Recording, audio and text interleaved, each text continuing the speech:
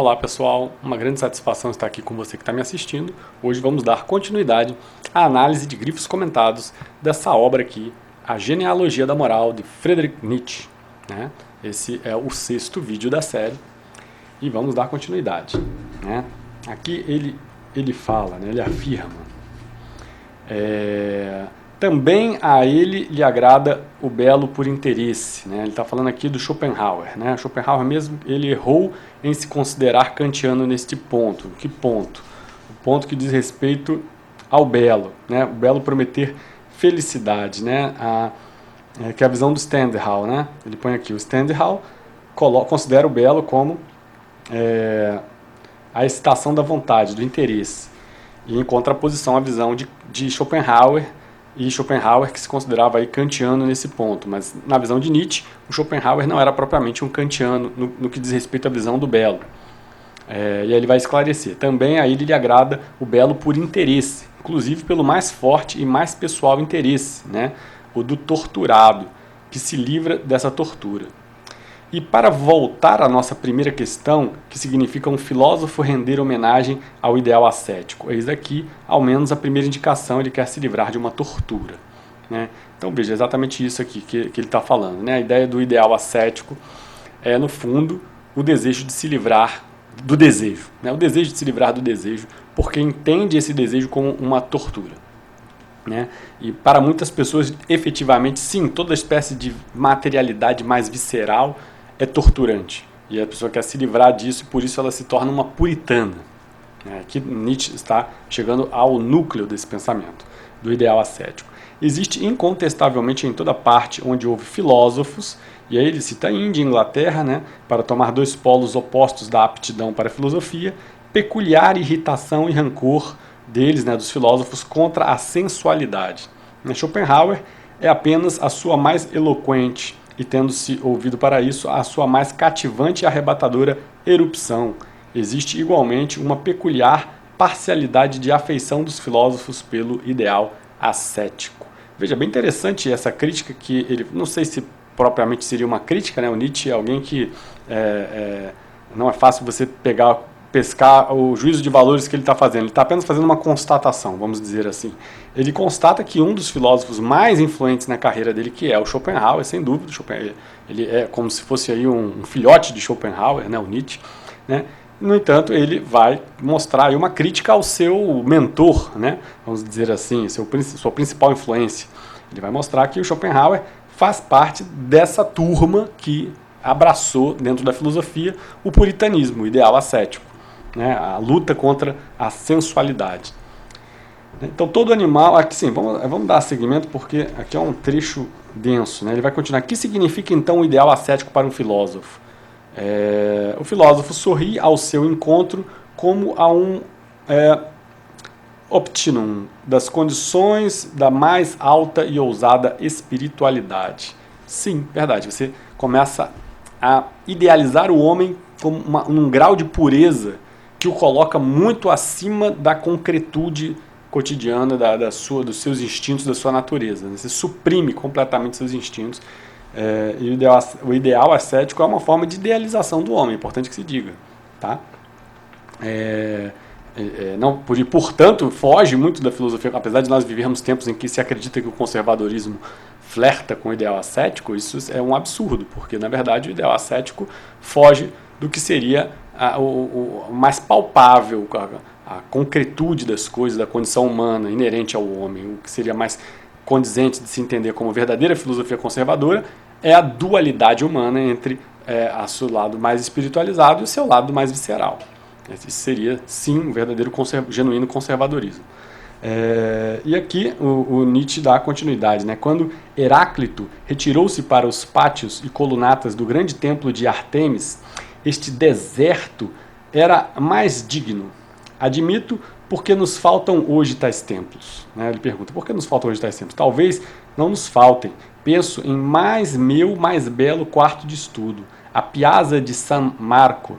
Na primavera, naturalmente pela manhã, entre 10 e 12 horas. Mas aquilo que Heráclito fugiu é ainda o mesmo que atualmente evitamos, o ruído e o palavrório democrático dos efésios, sua política, sua novidade do império.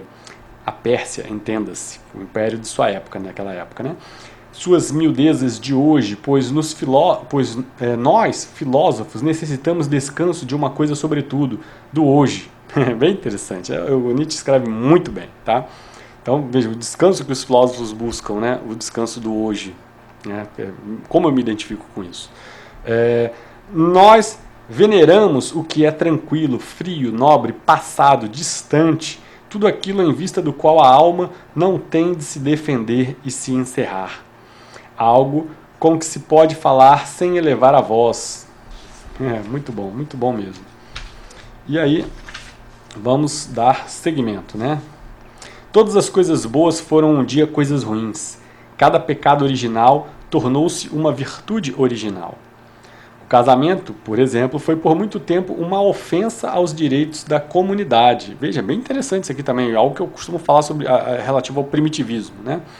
Pagava-se uma sanção por ser tão imodesto e ter a pretensão de uma mulher só para si. Né? Perfeita colocação de quem vislumbra bem o que era o primitivismo. Né? Que, diga-se de passagem, é muito exortado uma retomada desses valores aos dias de hoje. Os sentimentos brandos, benevolentes, indulgentes, compassivos. Veja, ele está falando aqui que o casamento, o matrimônio, representava uma insolência, uma arrogância de um indivíduo que, assim como a propriedade privada também, tá? Porque a propriedade privada nada mais é do que a extensão aí da relação homem-objeto. O casamento seria a extensão disso para com a figura feminina, né? Enfim, aqui ele coloca os sentimentos brandos, benevolentes, indulgentes. Você ter essa arrogância de dizer, arrogar para si como propriedade, né? Isso é o casamento, significa que você está excluindo a possibilidade de outras pessoas se relacionarem com a sua mulher. Então, naturalmente, isso ofende o grupo, ofende a coletividade. E aí, por isso, ele entende aqui de uma forma imodesta, né? De pretensão de ter uma mulher só para si. Né?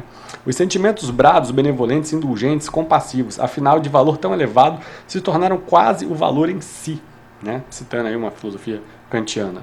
Por longo tempo tiveram contra si precisamente o autodesprezo, tinha-se vergonha da suavidade como hoje se tem vergonha da dureza. Os sentimentos brandos, benevolentes, indulgentes, compassivos, afinal de valor tão elevado, que se tornaram quase os valores em si, por um longo tempo tiveram contra si precisamente o autodesprezo. Tinha-se vergonha da suavidade como hoje tem-se vergonha da dureza. Veja que interessante, né? A inversão. Né? Por conta da moral escrava, hoje nós temos vergonha de ser duros, insensíveis. Né? Quando você tenta ser mais racionalista, você é acusado de ser insensível e duro. Né? Mas ele mostra que no passado era o contrário, as vergonhas era com relação a você ser suave. A submissão ao direito, com que objeção da consciência as estirpes nobres de toda parte renunciaram à vendetta, à vingança e curvaram-se ao direito. Né? O direito foi por muito tempo um vetitium, um algo proibido, né? Um abuso, uma inovação. Apareceu com violência, como violência, a qual somente com vergonha de si mesmo alguém se submetia. Então ele coloca aqui que, exatamente, dentro da visão de moral nobre do passado, a sujeição a uma lei que se presume vai gerar a igualdade diante da lei é algo absolutamente novo. Na verdade, no passado, a vida digamos assim, a vida do homem comum, né, das massas, vamos dizer assim, do camponês, enfim, né, ela estava nas mãos da visão unilateral do nobre. O nobre fazia o que bem entendia com aquela vida, inclusive no que diz respeito a castigar. Né?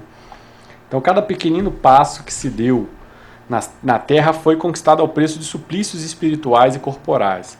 Nada foi comprado tão caro como o pouco de razão humana e sentimento de liberdade que agora constitui o nosso orgulho. Veja, é muito interessante o Nietzsche, porque ele não está tecendo juízo de valores, ele está só narrando como historicamente foi sendo construída a visão de direito. Né? O direito foi custoso para a sociedade porque os nobres não entendiam isso como o correto. Né? Eles tinham um poder para impor a vontade deles. E aqui ele vai continuar, né? Mais à frente, vamos ver aqui. Vamos ver se eu consigo só pegando esse pedaço aqui. Existe apenas uma visão perspectiva, apenas um conhecer perspectivo. Quanto mais afetos permitirmos falar sobre uma coisa, quanto mais olhos, diferentes olhos, soubermos utilizar para essa coisa, tanto mais completo será nosso conceito dela, nossa objetividade. Mas eliminar a vontade inteiramente, suspender os afetos, todos sem exceção, supondo que o conseguíssemos, como? Não seria castrar o intelecto? Veja, interessante ele colocar isso aqui, porque eu sempre estimei o Nietzsche como alguém que, de certa forma, tinha uma afeição ao racionalismo puro, né? Mas não. Ele mostra aqui, ele reconhece que eliminar inteiramente os afetos, né, seria aí uma forma de castrar o intelecto. Eu diria que, não sei se castraria o intelecto, na minha visão, castraria a possibilidade de juízo de valor. Essa é a minha visão sobre a possibilidade de radicalizar e suprimir os afetos, né? Se coloca um pouco parecido com o que seria um psicopata. Olhe-se o interior de cada família, de cada corporação, de cada comunidade, em toda parte, a luta dos enfermos contra os sãos. Uma luta quase sempre silenciosa, com pequenos venenos, que ama, mais que tudo, encenar a nobre indignação. Veja, ele aqui está fazendo, eu pulei, né, claro, né? Ele está falando aqui com essa luta, ele vai descrever bem essa luta em vários pequenos trechos, entre os sãos, entre os saudáveis e os enfermos. Na verdade, ele quer dizer entre os felizes e os sofridos, né? Sendo que a moral escrava vai atender à visão sofrida da vida, né? Os sofridos, os enfermos, as pessoas que se sentem ressentidas por terem alguma coisa que se sintam injustiçadas, até por Deus, né? Enfim, pelas condições da vida, pela natureza. Essas pessoas vão guardar o ressentimento, vão construir, consolidar essa moral, que é uma moral mediocrizante, porque ela, ao invés de impelir essas pessoas a superarem os seus problemas, ela vai contribuir para que você atire pedra em quem está lá em cima feliz, né? Então, o enfermo jogando pedra no são, é isso que o Nietzsche vai estar falando, né? Os sofridos com raiva da felicidade alheia. E aí eles vão botar aqui justamente, né, com agulhados, astuciosa mímica de Marte, por vezes também esse farisaísmo de doente de gestos estrepitosos, que ama mais que tudo encenar a nobre indignação. Eu gostei muito desse trecho pelo seguinte, porque é algo visível nos dias de hoje, as pessoas encenando essa nobre indignação. Sempre que eu vejo uma pessoa muito indignada, eu primeiro já vislumbro isso como um afeto. Você está muito indignado, você já não está sendo mais tão racional, você está apelando exacerbadamente afetado, né? A filosofia de Spinoza já vai estar, digamos assim, tentando, se orientando na direção de tentar mudar isso, né? Você ter um pouco mais de autoconsciência. A autoconsciência visa justamente você evitar esse afeto. Agora, no caso aqui, o Nietzsche vai além, ele diz que isso é uma simulação, né? É um simulacro de sentimento, que na verdade você está encenando essa nobre indignação, porque no fundo você não se sente indignado, mas o que você quer é jogar pedra no são. Você usar a linha moral, que está lá embaixo, é a moral escrava, está num plano bem abaixo do que seria a possibilidade humana, né, de ser atingido. Você vai usar essa linha moral para jogar pedra em quem está feliz, né? Resumindo, é isso. Isso é muito, muito, muito contemporâneo, né? Nas redes sociais, então, meu Deus, é só o que tem, né? Sempre que começa um cancelamento eu já fico olhando, o que vem agora, né?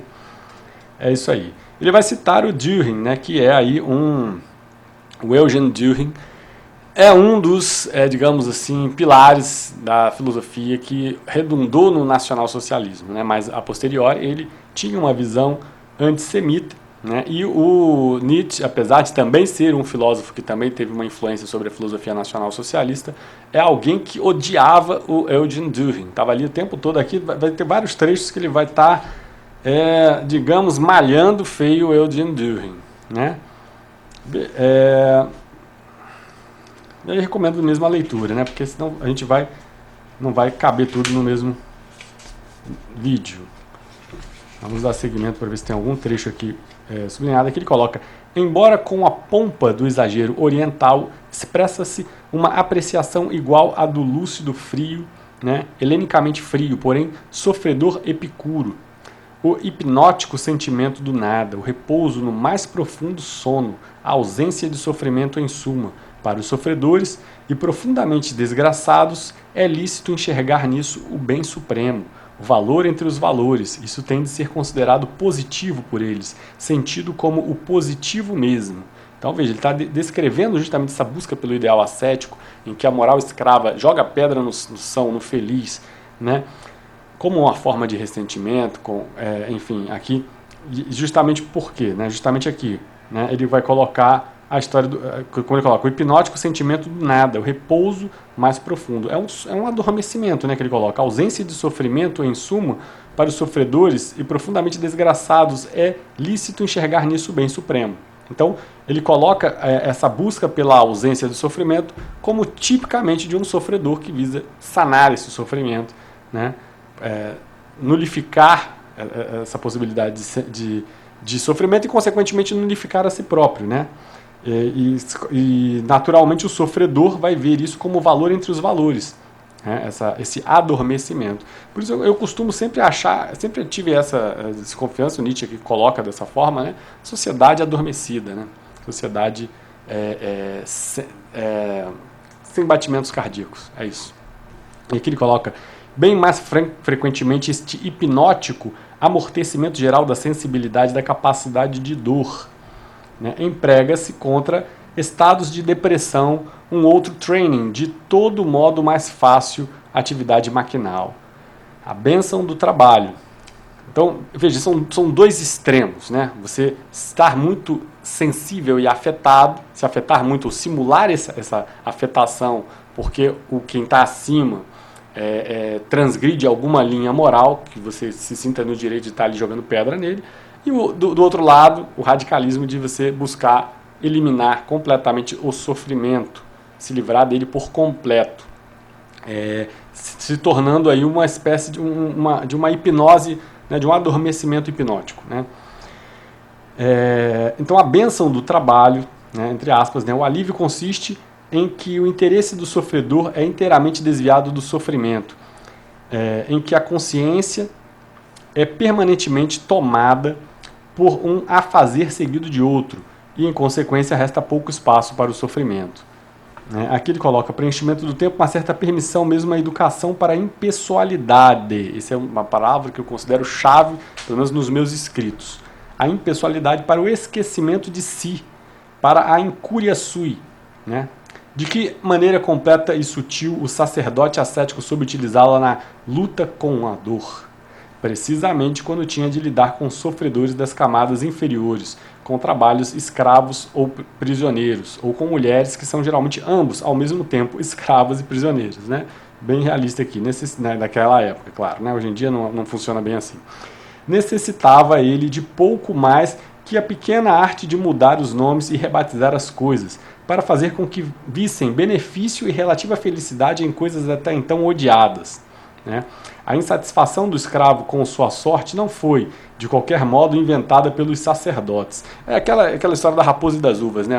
A raposa não consegue pegar as uvas, ela vira e fala também, não queria, essas uvas são horríveis mesmo, né? É mais ou menos isso que o Nietzsche fala em relação à visão que os sacerdotes ressentidos incutiram digamos assim, na população comum, pobre, escravizada, né? Para que ela aceitasse bem o que normalmente seria odiado, trocando, substituindo palavras, né, e colocando bom onde se normalmente pensaria que seria ruim, né? É essa visão que ele tem aqui, pelo menos dessa moral escrava, do que seria aí uma visão cristã, né, a visão de Nietzsche. Um meio ainda mais apreciado na luta contra a depressão é a prescrição de uma pequena alegria que seja de fácil obtenção e possa ser tornada regra. A forma mais frequente em que a alegria é assim prescrita como meio de cura é a alegria de causar alegria, ao fazer benefício, presentear, aliviar, ajudar, convencer, consolar, louvar, distinguir. No fundo, ao prescrever amor ao próximo, o sacerdote ascético prescreve uma estimulação. A felicidade da pequena superioridade que acompanha todo o ato de beneficiar, servir, ajudar, distinguir é o mais abundante meio de consolo de que costumam servir-se fisiologicamente os obstruídos, né? Então ele coloca aqui também a visão altruísta de você tender a ser generoso, né, a buscar fazer algum ato de caridade, enfim, como uma forma subliminar de buscar pequenas alegrias e com isso também fugir do seu sofrimento. Não deixa de ser verdadeiro, né? Ele vai ter um juízo de valores negativos com relação a isso. Eu já vejo isso com um juízo positivo, né? Mesmo não sendo propriamente um cristão, eu acho que isso faz benefício em alguma medida, até para a própria pessoa, né, que pratica o ato, né? Enfim. Quando se investiga o começo do cristianismo no mundo romano, encontram-se associações para o auxílio mútuo, a vontade de formar rebanho. O crescimento da comunidade fortalece também no indivíduo um novo interesse que, com frequência, bastante o eleva acima do elemento mais pessoal de seu desalento, a sua aversão a si mesmo. O despectio sui, né? Todos os doentes, todos os doentios buscam instintivamente organizar-se em rebanho. Veja, eu não queria dar razão a Nietzsche não, mas eu concordo. É verdade.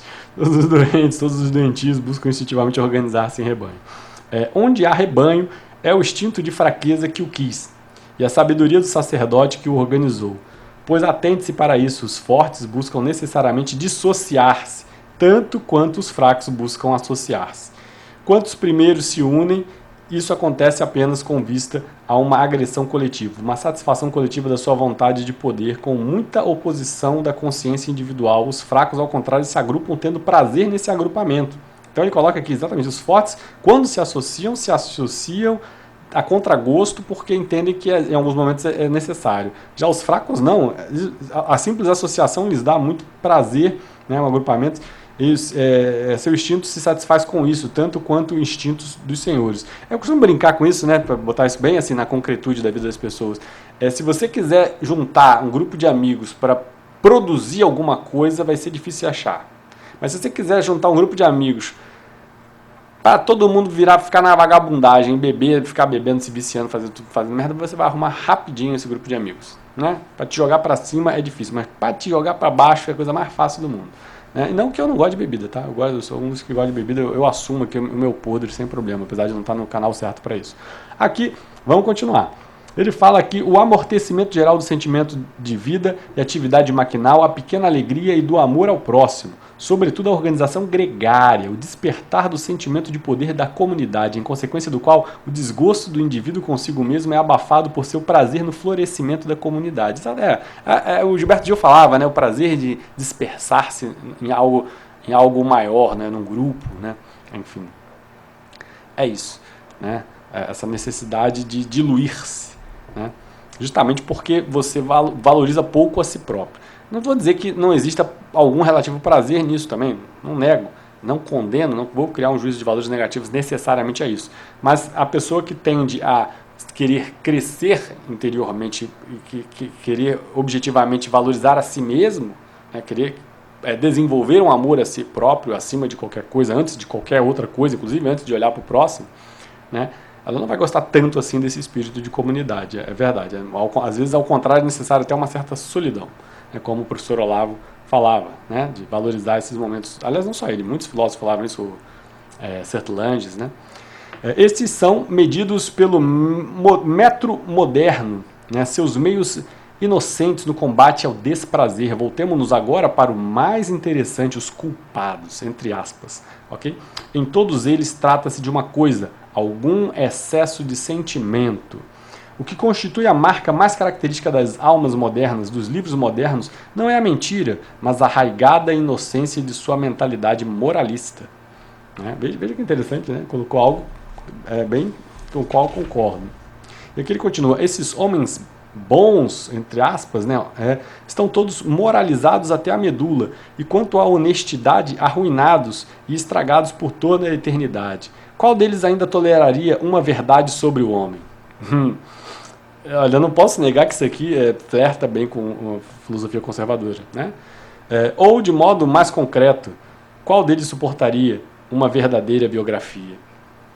Xaque-mate, né? Acho que nenhum de nós suportaria uma verdadeira biografia, e eu me incluo, ok? Porque, de fato, não é nada fácil você aceitar a verdade sobre si próprio, né? Não é nada fácil. O que é bem mais agradável quando a gente inventa. Por isso que eu costumo falar, né, que as biografias, se você quer saber a verdade sobre as coisas, leia a ficção. Porque as biografias é onde você não vai encontrar, exatamente onde certamente você não vai encontrar a verdade. E aqui ele continua. Vou pegar aqui algum trecho que eu tenha marcado. Ele bota aqui: todos esses pálidos ateístas, anticristãos, imoralistas, nihilistas, esses céticos, eféticos, écticos do espírito, todos sem exceção, de um modo ou de outro, esses últimos idealistas do conhecimento, eles creem, tão afastados quanto possível do ideal ascético, esses espíritos livres, muito livres, no entanto, eu aqui lhes revelo o que eles próprios não conseguem ver. Esse ideal é também seu ideal. Né? Ele coloca aqui que o antagônico ao ideal ascético, os ateístas, né, anticristãos, céticos, todos eles aqui, né, eles estão tão afastados quanto possível do ideal ascético, mas, veja, esses espíritos livres, entre aspas, né, na verdade, aqui para Nietzsche, eles não deixam de representar um rebanho mais espiritualizado desse ideal ascético. Né? Algo que eu costumo falar sobre o reacionarismo em relação ao relativismo, né, progressista, pós-moderno. Né? O reacionarismo, ele sem perceber, ele acaba ajudando. O Nietzsche está falando o mesmo que eu costumo falar dessa oposição, né, dos extremos, né? Porque, na verdade, né, você pode pegar no Hermes Trismegisto, já fala sobre isso, né? Os extremos, eles se conectam, eles se assemelham, na verdade, né? Eles não se opõem verdadeiramente. E é isso aqui, né? O que ele coloca em relação aos que estão aí reagindo ao ideal ascético de forma... A gente pensa a princípio que o Nietzsche seria um deles, né? O Nietzsche seria alguém que estaria reagindo profundamente ao ideal ascético. Na verdade, o Nietzsche está tentando assumir uma postura concreta em relação ao ideal ascético. Pelo menos é isso que pelo menos transparece aqui nessa parte. Né?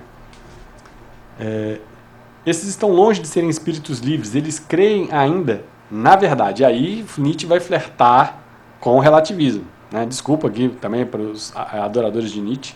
Né?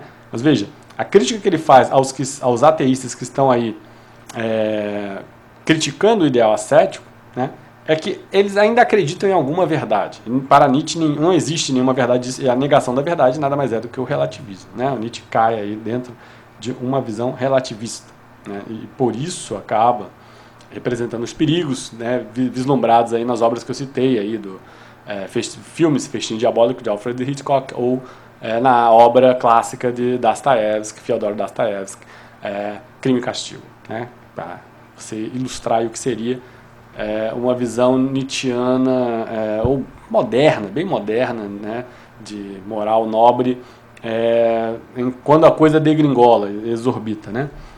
A ordem dos assassinos, aquela ordem de espíritos livres, par excellence, né, por excelência, cujos graus inferiores viviam numa obediência que nenhuma ordem monástica alcançou igual, obtiveram de algum modo informação sobre aqueles símbolos e senha reservados aos graus superiores, como seus secretam. Nada é verdadeiro, tudo é permitido. É bem curioso isso, né? Porque eu costumo brincar, né? Eu falo assim, o pessoal que quer mais inovar, por exemplo, no aspecto estético, né? Você vê, por exemplo, você vê você tem os hipsters, né, os hipster, né, e você tem também, sobretudo, aí, o movimento punk. Né? Veja, o objetivo deles seria romper, né, com um padrão. Só que eles não percebem que, ao fazer isso, eles estão criando um outro padrão. Você olha um hipster ou você olha um punk, você já diz, cara, isso é um punk. Né? Ao tentar romper com um padrão, eles criaram outro. Né? E é um pouco isso que o Nietzsche está falando em relação a esses espíritos livres, vamos botar. Eles acabaram formando um grupo de rebanho, o mesmo espírito de grupo. Né? E dando continuidade aqui. Vamos falar aqui da renúncia à interpretação, né? Expressa ascetismo da virtude, tão bem quanto qualquer negação da sensualidade. A incondicional vontade de verdade é a fé no próprio ideal ascético. Sim, aí veja, ele vai se contrapor, ele vai tentar justificar que ele não é tão relativista assim. Ele só está criticando a busca incondicional pela verdade, como se isso fosse possível também, né? Enfim, a fé no próprio ideal ascético, mesmo com o seu imperativo inconsciente. É a fé em um valor metafísico, um valor em si da verdade. Não existe a rigor uma ciência sem... Aqui um ponto que eu vou gostar muito da filosofia do Nietzsche, né? Ele fala que não existe a rigor uma ciência sem pressupostos. Olha que interessante. O pensamento de uma tal ciência é impensável, paralógico, ou seja, não vai conseguir encostar na lógica, né? Está ao lado da lógica. Deve haver antes uma filosofia, uma fé. Que interessante isso, hein? Para que a ciência dela extraia uma direção, um sentido, um limite, um método, um direito à existência. Aí eu cito, claro, não posso deixar de citar Newton, né? Veja, você tem a filosofia, filosofia, sim, posso falar filosofia, né? Tudo bem que é a teoria científica newtoniana no que diz respeito à ação e reação, enfim, a lei da gravidade, mas tudo isso veio de uma intuição, que é nada mais do que um sentido metafísico, uma origem metafísica, né? Por isso que ele coloca aqui. Qual é esse sentido metafísico? A percepção da queda da maçã e o despertar, o insight que ele teve a partir disso. Na verdade, ele coloca aqui, exatamente, você não tem uma ciência sem pressupostos, sem intuições, sem metafísica, né? Infelizmente, muitos radicais, empiristas radicais, acham que isso é possível, você fazer ciência sem metafísica, né? E esse pensamento começou muito com Kant, né, com a crítica à razão pura. Essa ideia de que é possível fazer ciência sem nenhum nível de interferência metafísica na questão, né? Também mais um radicalismo, enfim, moderno, né? Os modernos adoraram radicalizar as ideias. É isso, gente, está se estendendo o vídeo, espero aí que vocês tenham apreciado, que tenha sido útil para vocês de alguma forma. Um abração, um beijo no coração, até a próxima.